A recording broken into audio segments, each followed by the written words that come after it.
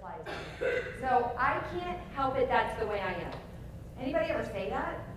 That's sort of the way I am. Or you say it about somebody else. You know, oh, that's the way they are, right? That's the way they are.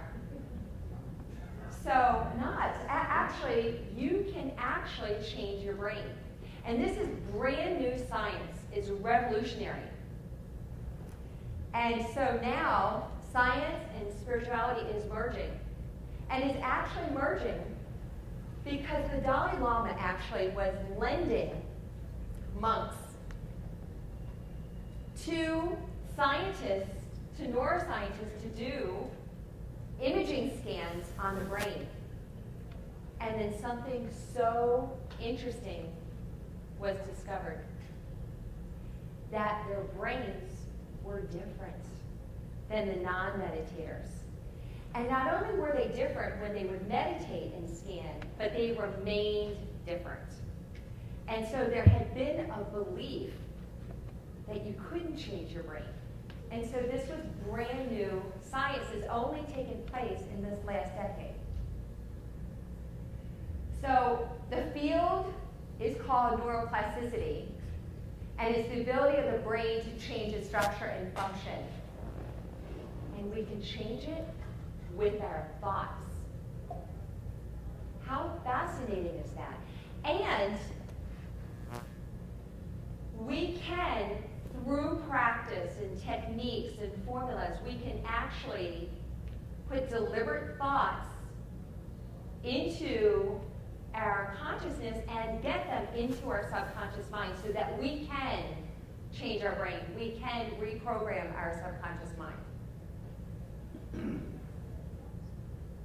You ever feel like her? This was so me. This was me 5 years ago. It's still sometimes. It was me yesterday. No. So, but when you're so busy being busy and you're doing a million things, what do you think you're thinking about? So that's why when you take frequent pauses to actually connect with who you really are, because sometimes we forget.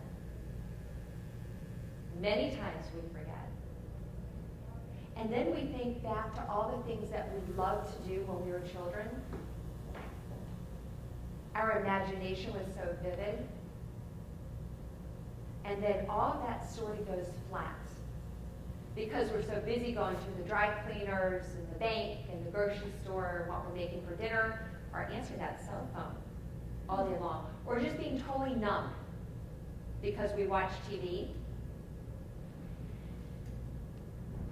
Or we're just having those conversations that are spinning around in circles, just talking about stuff, right? You don't even know what you talk about at the end of the conversation.